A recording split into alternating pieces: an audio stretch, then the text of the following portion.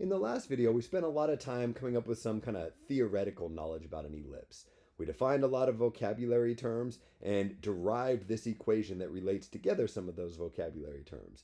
That's all good stuff to know about ellipses, but I know from the student's perspective that can be kind of hard to watch. The theoretical side of things can be kind of boring sometimes and hard to follow, so I try to keep it to a minimum. In this video, we won't be doing anything theoretical at all. In this video, we're only going to be dealing with concrete examples, which hopefully will be a lot easier to stay interested in. What I want to do in this video is I want to start out with the parametric equations of two different ellipses. Here's one set of parametric equations here, and here's another set of parametric equations down here. And what I want to do is convert these from their parametric form to their standard form. We don't yet know what the standard form of an ellipse looks like. We know what the standard form of a circle looks like, so maybe you'd expect the standard form of an ellipse to look similar to that, and it'll turn out it will. And to get there, all we need to do is the same method that we did in the previous section, learning how to go from parametric to standard form when we had circles. Maybe you remember that there was kind of a trick there. There's a couple different ways we could do it, but the easiest way was to start out with Pythagorean theorem, sine squared t plus cosine squared t equals 1, and then substitute into this equation for sine of t and for cosine of t. How am I going to substitute in this equation? Well, I got these equations. I could solve this one for cosine of t. If I divide both sides by 3, I'd get that x over 3 is equal to the cosine of t. And down here, if I wanted to solve for sine of t, I just divide both sides by 2 and get y over 2 is equal to sine of t. Now that I've solved for cosine of t and sine of t, I can plug those in over here, and what I'll have is an equation in the standard form. Instead of writing sine of t, I write y over 2, and I get y over 2 squared plus, instead of writing cosine of t, I write x over 3, so I get x over 3 squared, and that's equal to 1. Typically, people don't leave their answer like this. They instead take advantage of the fact that when you're squaring a quotient, you can square the top and square the bottom. So I got y squared over 2 squared, or 4, plus x squared over 3 squared, or 9, is equal to 1. If this were a circle instead of an ellipse, these two numbers would be the exact same, and what I could do is multiply both sides of the equation by that number to move it over to the other side. Those two numbers would represent the square of the radius of the circle. But this isn't a circle, it's an ellipse, so these two numbers are different, so I can't go any further. I stop right here. This is the standard form of the equation of an ellipse. If you think about where this 4 came from, it came from this 2 squared. Think about where this 2 came from, it was this 2. Similarly, this 9 came from this 3, and this 3 came from this 3. This 2 and this 3 help us define the vertices of this ellipse. Because 3 is bigger than 2, it tells us that the major axis is along the x-axis, the horizontal, and the minor axis is along the y-axis, the vertical. And half the lengths of those major and minor axes are 3 and 2 respectively. This ellipse is centered at 0, 0, and has vertices at 3, 0, 0, 2, negative 3, 0, 0, negative 2. Here's a poor attempt at drawing the ellipse that you see right here. Much like with circles, if we didn't have the parametric form and we just had the standard form, we'd want to be able to read this standard form and learn about this ellipse. Well, since this 4 comes from this 2 that comes from this 2, we could take a look at this 4 and say that the square root of 4 equals 2, and 2 is the value of b. Similarly, we could look at this 9 and say that the square root of 9 is equal to 3, and 3 is the value of a, half the lengths of the major and minor axis respectively. In case that didn't make sense, let's do it one more time. What if we were trying to go from these parameterized forms right here to the standard form of this ellipse? Well, what we could do is again start out with our Pythagorean identity, sine squared plus cosine squared equals 1. And then if we think about this as sine of t squared and this as cosine of t squared, then all we have to do is solve this for sine of t and cosine of t and plug in. Using this first equation, if I wanted to solve for cosine of t, I subtract 2 from both sides of the equation to get x minus 2 equals 3 cosine of t. And then if I divide both sides of the equation by 3, I'd get that the cosine of t is equal to x minus 2 over 3.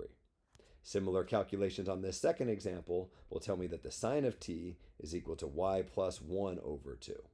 With these two equations, I can plug in over here and get y plus 1 over 2 squared plus x minus 2 over 3 squared is equal to 1. This line is a lot like this line, where typically people don't leave their answers. They instead take advantage of the fact that I got a quotient being squared here, so I can square the top and square the bottom. That would give me y plus 1 squared over 4 plus x minus 2 squared over 9 equals 1. We've already learned that from this 4 and this 9, I can figure out that b is equal to 2 and a is equal to 3. I know that the lengths of the major and the minor axes are 6 and 4 respectively. In other words, the distance from the center along the major and minor axes to the vertices are 3 and 2 respectively. So that explains the denominators that I have here, but what about the numerators? Well, look what I have here, y plus 1 squared and x minus 2 squared. If this was a circle, what that would tell us is that the center of the circle is at 2, negative 1. Remember, we have to switch the signs, and this represents the x-coordinate and this represents the y-coordinate. But remember, this standard form came from this parametric form, and we know from this parametric form that the x and y coordinates of the center are 2 and negative 1 respectively. What I'm saying is we can read the standard form of an ellipse in much the way that we were able to read the standard form of a circle when we're trying to figure out the center. The only difference is with an ellipse, we don't have a radius, so we don't look for a number over on the other side of the equation. We instead look for the numbers in the denominator and take the square root of those things to learn about the lengths of the major and minor axes. From the first video, we learned how to graph an ellipse with these parametric equations. So we know how to check our answer, but let's see if we can graph the ellipse with this standard form. The center should be at 2, negative 1. Here's 2, here's negative 1. We look at these two numbers and take their square roots to get 3 and 2. Because the 3 is larger, that tells us our major axis is along the x-axis, and that if we travel 3 units along that axis, we get to vertices. 3 more than this 2 takes me to this 5, 3 less than this 2 takes me to this negative 1. Similarly, because this 2 was below the y, it tells us that our minor axis goes along the y, along the vertical, and that to get from the center to the vertices, I have to go up and down by 2 units, so up here and down here. With these 4 vertices, I can sketch my ellipse pretty easily, and now I can come up with the graph from both the standard form and from the parametric form. To make sure that made sense, let's get an example. Suppose I gave you this equation right here, and I asked you to immediately come up with the standard form. Could you do it? I mean, really, I guess you'd have 2 different options. I guess one option would be, I'm not too good with the standard form, but I can definitely get you the parametric form. I could come up with the parametric equations by just noticing that the x-coordinate of this point right here is negative 4. So on the x, I'm going to have a minus 4 at the end. And the y-coordinate of this point is positive 4. So in my y equation, I'm going to have a positive 4 at the end. I have the freedom to parameterize my x's and my y's with cosine and sine in either order, but as we've talked about before, if we keep the cosines with the x's and the sines with the y's, some other aspects work out really nicely. In the x direction from this negative 4, I get 2 units bigger or 2 units smaller, so I have to multiply this cosine of t by 2.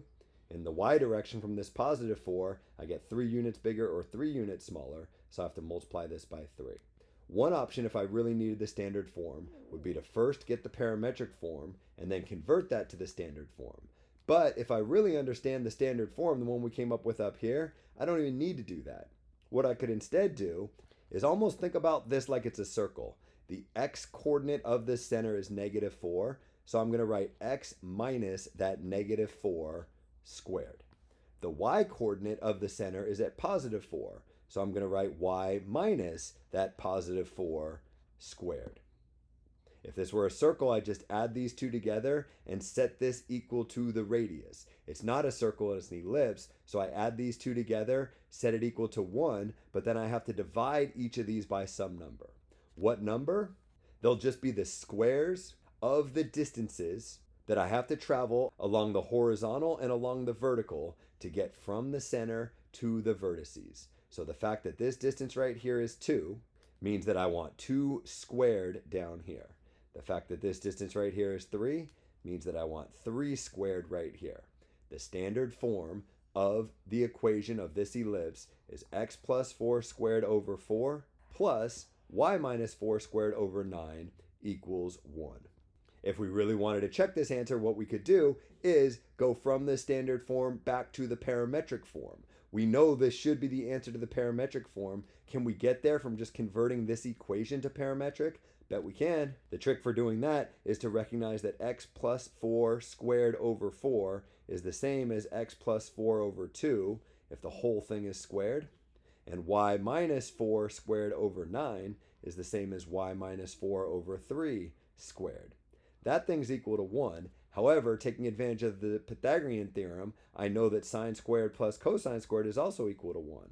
So I can rewrite this equation as x plus 4 over 2 squared plus y minus 4 over 3 squared equals, and then instead of writing 1, I can write sine squared t plus cosine squared t.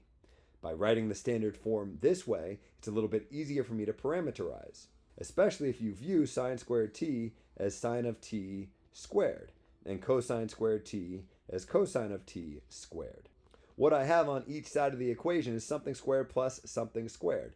So when I'm parameterizing, I can choose either of these two things inside the parentheses and make that equal to this parenthesis. So I could parameterize by making sine of t x plus 4 over 2, or I could parameterize by making sine of t y minus 4 over 3. As we've seen and I've mentioned several times, it helps to keep the y's with the signs, so I'm going to choose to make y minus 4 over 3 equal to the sine of t. With that choice for sine of t, I'm left with only x plus 4 over 2 as my choice for cosine of t. These are starting to look a lot like parameterized equations. I'm not quite there yet because for parameterized equations, I have to solve for x and y. So over here, I'd multiply both sides by 3 and then add 4, and I'd get that y is equal to 3 sine of t plus 4. Over here, I'd multiply both sides by 2 and then subtract 4, and that would tell me that x is equal to 2 cosine of t minus 4. If you compare these two parametric equations that came from this standard form with these two parametric equations that we wrote up above, I think what you'll see is they're the exact same. I just wrote the y first and the x second. The point that I'm trying to make is when we have an ellipse, we can come up with the equation of that ellipse. The equation can be in standard form or parametric form, whichever one you like better. And it's nice to have the ability to go back and forth between standard form and parametric form, which is a little tricky, but fortunately follows the exact same steps that we learned in the previous section when we had that exact same task with circles instead of ellipses. I think that's everything that I got.